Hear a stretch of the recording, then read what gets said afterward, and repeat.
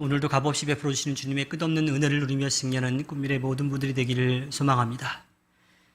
주님은 미디안 사람들을 두려워해서 숨어있던 기드온을 사사로 세우셔서 7년 동안 미디안 사람들로부터 고통받고 있었던 이스라엘 민족을 구해 주셨어요. 그리고 그 가운데 300명의 군사로 미디안 연합군 다 계산해 보면 14만 5천 명을 다 전멸시키는 놀라운 일을 하게 해 주셨죠. 7년 동안 때와 시도 때도 없이 계속 공격해 와서 먹을 것들 또 가축들을 다 빼앗아갔던 미디안을 물리쳐 줬으니 기드온은요 이스라엘 민족의 국민 영웅이 되어 있었습니다. 그렇게 국민 영웅이 됐을 때에 오늘의 이야기가 시작되죠. 사사기 8장 22절에 보니까 그 뒤에 이스라엘 사람들이 기드온에게 말하였다. 장군께서 우리를 미디안의 손에서 구하여 주셨으니 장군께서 우리를 다스리시고 대를 이어 아들과 손자가 우리를 다스리게 하여 주십시오.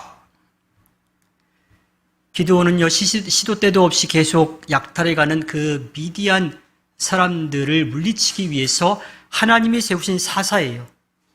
그런데 그 사사를 이스라엘 민족은 왕으로 세우려고 그래요. 그 사사는 하나님이 때에 따라 필요에 따라 세워주는 건데 한 사람이 왕이 되고 그 뒤를 이어서 계속 다스리게 되면 뭐냐면 세상적인 왕권, 혈통을 이어서 왕이 되는 거잖아요. 그러니까 왕이 필요하지 않은데 이스라엘 민족은 왕으로 세워달라고 하는 거예요. 왕으로 다스려달라고 그렇게 이야기를 합니다. 전쟁은 하나님께 속한 것인데 이스라엘 민족은 기드온이 싸워서 이겼다라고 생각한 거예요. 그래서 기드온이 다스리면 되겠다라고 그렇게 생각한 거죠. 이 말을 들은 기드온은요 이어서 이스라엘 민족에게 대답하죠.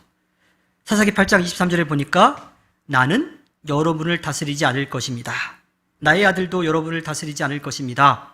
오직 주님께서 여러분을 다스릴 것입니다. 이스라엘 민족이 온전한 믿음을 갖지 못하고 하나님이 싸워서 이기게 해주셨는데 하나님을 믿고 의지하는 게 아니라 기드온을 믿고 의지하려고 했을 때에 기드온은 그나마 온전한 믿음을 갖고 있는 것 같아요. 그런데 이어지는 기드온의 이 말을 들어보면요. 과연 기드온이 온전한 믿음을 갖고 있는 걸까 하는 그런 궁금증이 생깁니다. 오히려 정반대의 이야기를 하고 있죠. 사사기 8장 24절에 기드온이 계속 말을 하는데 여러분에게 한 가지 청이 있습니다. 각 사람이 얻은 전리품 가운데서 귀고리 하나씩을 나에게 주십시오. 미디안군은 이스마엘 사람들이므로 모두 금귀고리를 달고 있었다. 하나님의 도우심으로 미디안 연합군 13만 5천 명을 전멸시켰어요. 그러니 이스라엘 민족은 그 전멸된 쓰러진 군인들에게 가가지고 그들이 가지고 있던 무기 또 그들이 가지고 있던 보물들 이런 것들을 다 전리품으로 가져올 수 있게 된 거죠. 그런데 그 중에서 빠지지 않고 다 있는 게 있어요. 그게 뭐냐면 이 이스마엘 사람들, 이스마엘의 자손들이어가지고 다 금귀고리를 하나씩 갖고 있었다는 거죠. 14만 5천 명이. 만약에 기드온이 그거 말고 다른 걸 하나씩 달라고 얘기했으면요. 그걸 가지고 있던 사람도 있고 없는 사람도 있었을 거예요. 그런데 금귀고리를 하나씩 달라고 이야기를 합니다. 얼마나 계산이 빠른 사람인지 몰라요. 적어도 14만 5천 개가 모이는 거니까. 게다가 이스라엘 사람들도 생각할 때 그렇게 7년 동안 고생했는데 기드온이 물리쳐줬어요.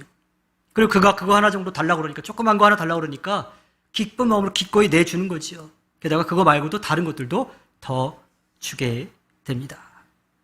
그래서 사사기 8장 25절에 보면 기드온이 그 금귀고리 하나씩만 좀 달라고 이야기를 했더니 그들은 기꺼이 드리겠습니다 하고 말하면서 겉옷을 펴고 저마다 전리품 가운데서 귀고리 하나씩을 거기에 던졌다. 국민 영웅인데 자기들 구해줬는데 자기들에게 도움을 줬는데 그거 기쁜 마음으로 주는 거지요. 근데 그렇게 받은 그 금귀고리가 모인 게 어떻게 되냐면 사사기 8장 26절에 보니까 그 기드온의 요청으로 들어온 금 귀고리의 무게가 금 1700세겔이나 되었다. 이건 뭐 학자들에 따라서 숫자가 좀 달라지긴 하는데 대략 한 20kg 정도 된다 그래요. 지금도 금 20kg 정도면 굉장히 값이 나가는 거잖아요. 당시에는 더 큰 값어치가 있었던 거죠. 거기에다가 더해서 이스라엘 민족은 기쁜 마음으로 그거 말고 다른 것들도 더 주게 돼요.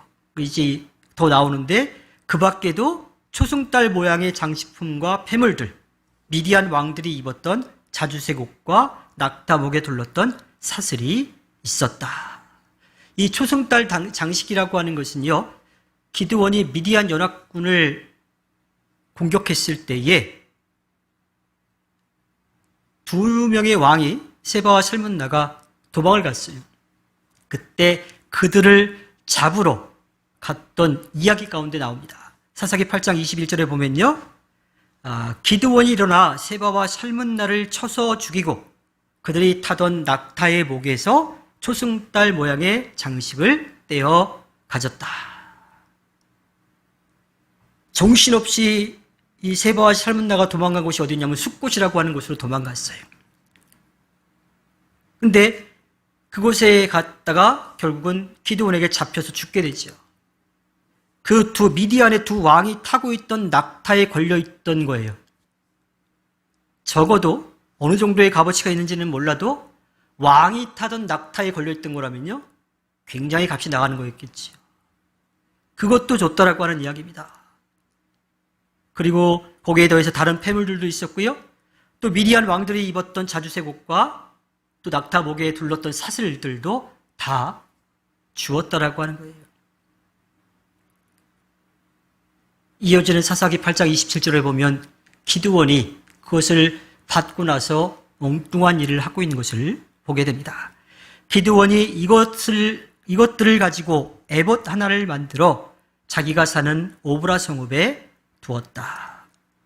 무엇을 만들었다 그래요? 에봇을 만들었다 그래요. 에봇은 제사장들이 입는 옷입니다. 거기에 하나님이 말씀해 주신 보석들을 달아놓는 거예요. 그러니까 제사장이 입는 옷인데 기드온은 그 옷을 만들어가지고 자기 집에 걸어두었다라고 하는 거죠. 기드온은 지금 무엇을 하고 있을까요? 자신을 국민용으로 여겨서 왕이 되어주고 또 대를 이어서 자신들을 다스려달라고 하는 이스라엘의 요청이에요. 사사기 8장 23절에 보면 나는 여러분을 다스리지 않을 겁니다. 나의 아들들도 여러분을 다스리지 않을 것입니다. 오직 주님께서 여러분을 다스릴 것입니다 라고 이야기했어요. 말로는 자기는 왕이 되지 않을 거라고 그렇게 이야기한 것 같아요. 그런데 이후에 이어지는 말과 행동들을 보면 전혀 다른 거예요. 금 귀고리 하나씩 달라고 하는 것, 또 미디안 왕들이 입었던 자주색 옷을 얻고 또 그들이 메고 있었던 그 초승달 모양 폐물들을 다 가지고 합쳐가지고서 제사장들만이 입는 옷인 에봇을 만들어서 입은 거죠. 말로는 왕이 되지 않을 거라고 이야기하지만요, 실제로는 왕이 되려고 합니다. 거기에다가 제사장들만 입는 에봇을 만들어서 집에 걸어두었다라고 하는 것은 제사장도 되고 싶은 거예요. 기드온은 므낫세 지파예요. 제사장들은 레위 지파 가운데서 나왔죠. 그러니까 제사장이 될 수 없는 지파의 사람인데 제사장이 되려고 합니다. 기드온의 모습을 보면요, 마치 1999년에 나왔던 그런 보청기 광고가 생각이 납니다. 기억이 나실지 모르겠는데요, 할아버지 한 분이 이렇게 나오셔가지고 자전거 세워져 있고 아들한테 이야기하는 거죠. 요새 귀가 잘 안 들려. 근데 어디 보청기가 참 잘 만들어준다 그러더라. 그러고서 이 갈고리를 자전거에 세워놓고 들어가시면서 뭐 꼭 사달라는 건 아니다 라고 그러면서 들어가셨어요. 그러다가 자전거가 툭 쓰러지는데, 말씀은 그렇게 하시지만 실제로는 뭐예요? 꼭 사달라고 하는 거죠. 기드온의 이 모습을 보면서 그 한편의 CF가 생각이 나더라고요. 왕이 되지 않겠다고 하면서 미디안의 왕이 입었던 옷, 또 그 장식을 하고요, 제사장만이 입을 수 있는 에봇을 만들어서 집에 갖다 놨어요. 그는 말과 행동이 달랐던 거죠. 기드온의 실수는 이게 다가 아닙니다. 도망친 미디안 두 왕 세바와 살문나를 잡으러 갔을 때 그것이 숫곳이라고 이야기했죠. 그 숫곳에 살고 있던 사람들과 좀 설전을 벌여요. 근데 이 세바와 살문나를 잡은 다음에 돌아오면서 그들과 설전을 벌이고 그들에게 저주했던 대로 일을 행합니다. 사사기 8장 16절과 17절에 보면요. 기드온은 그 성읍의 장로들을 체포한 다음에 들가시와 찔레를 가져다가 숫곳 사람들을 응징하였다. 그리고 그는 분우엘의 망대도 헐고 그 성읍 사람들을 죽였다. 숫곳 사람들을 응징하고 분우엘 망대를 무너뜨렸다고 합니다. 그 성읍 사람들을 죽였다고 이야기를 해요. 숫곳과 분우엘은요, 갓지파가 살고 있던 땅이에요. 무슨 이야기예요? 이스라엘 민족의 한 지파의 성읍을 공격했다라는 이야기입니다. 그 장로들을 죽였다라고 하는 이야기예요. 즉 기드온은 자신과 설전을 벌인 자신의 동족인 이스라엘 민족을 공격한 겁니다. 사실 전에도 지파 간의 갈등은 좀 있었어요. 하는 일 때문에 막 부딪히기도 하고 그랬지만 이렇게 내전은 있지 않았었습니다. 그렇게 좀 부딪히다가도 궁극에 적이 생기면 똘똘 뭉쳐가지고 싸웠던 이스라엘 민족이었는데, 그 지파였는데, 두보라의 때도 마찬가지이고, 이들은 점점 각자 지파 개별적으로 움직이기 시작하는 거죠. 기드온의 실수는 거기에 그치지 않습니다. 사사기 8장 30절과 31절을 보면요. 그런데 기드온은 아내가 많아 친아들이 70명이나 되었다.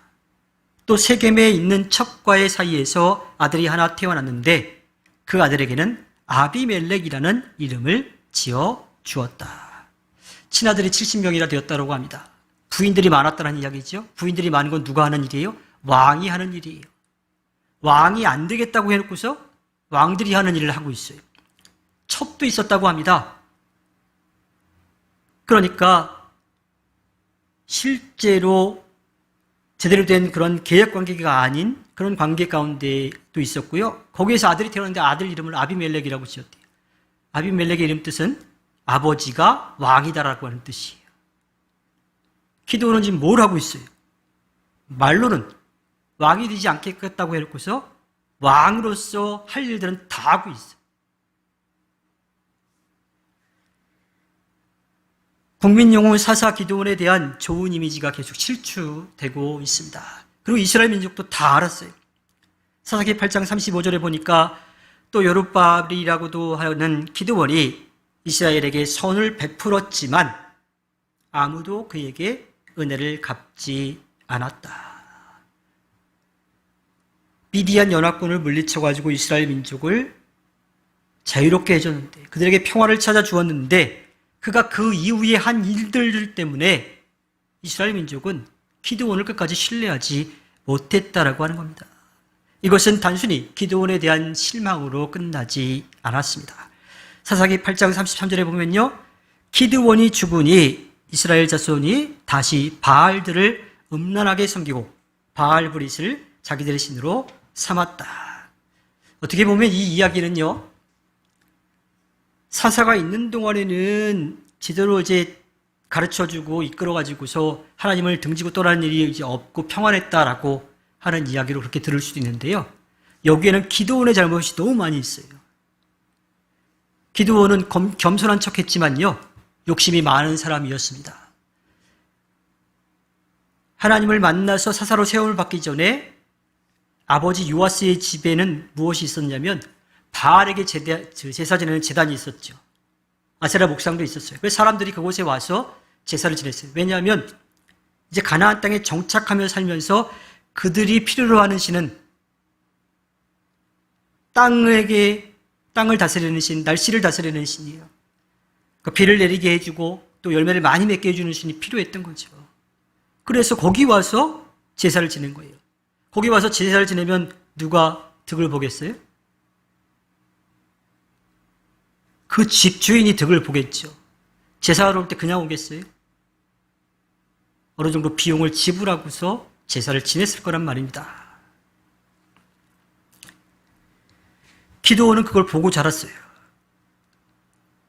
그리고 하나님의 말씀대로 그 제단을 부수고 아세라 목상을 찍었죠.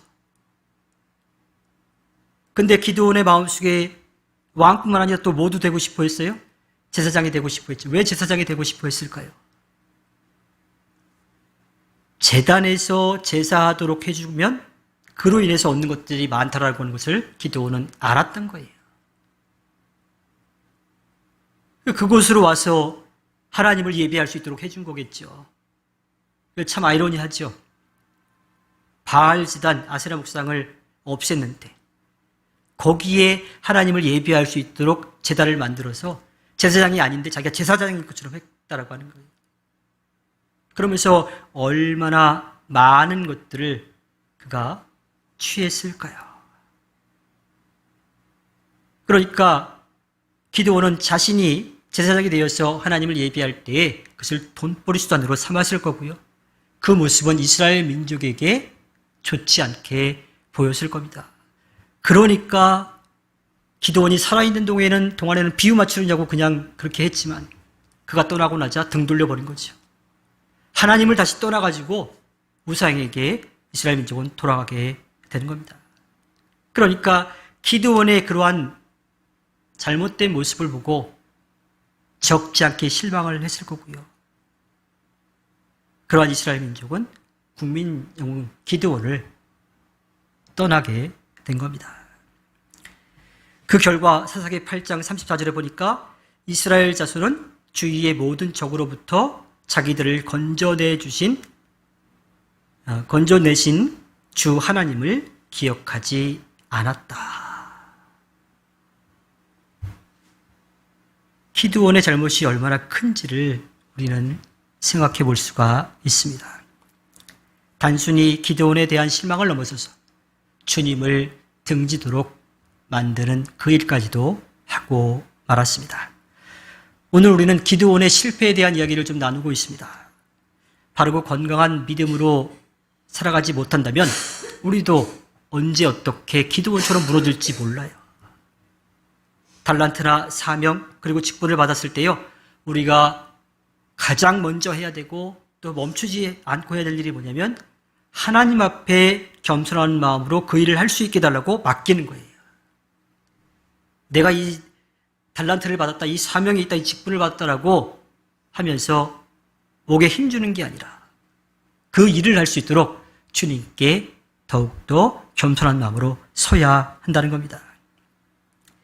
사람들에게 인정받을 때 더 조심해야 돼요. 그것이 교만으로 가게 되는 경우가 너무 많습니다. 그럴 때 더 겸손하게 서야 합니다. 그러지 않으면 언제 어떻게 우리는 넘어질지 몰라요. 우리는 한 번에 완전해질 수가 없습니다. 조금씩 그 단계를 밟아 나갑니다. 그리스도인의 완전의 그 단계에 한 걸음 한 걸음 나아가고 마지막 그 성화를 온전히 이룰 때까지 우리는 그렇게 살아가야 합니다. 그렇지 않으면요, 한순간에 무너져 버려요. 오히려 우리로 인해서 하나님을 등지고 떠나는 일들이 생겨나게 된다고 하는 겁니다. 항상 주님을 인정하고 다른 사람들을 나보다 더 낮게, 나보다 더 존귀한 존재로 인정을 하며 살아가야 우리가 교만해지지 않을 수 있습니다. 우리를 사랑하셔서 인정해 주시며 우리에게 귀한 일들을 맡겨주신 그 주님의 마음을 우리가 헤아리고요. 또 그 일을 감당할 수 있게 하시는 분이 주님이심을 끝까지 믿고 맡기며 나아가서 주님의 아름다운 뜻을 펼쳐가는 꿈밀의 모든 분들이 되기를 주님의 이름으로 부탁드립니다. 기도하겠습니다.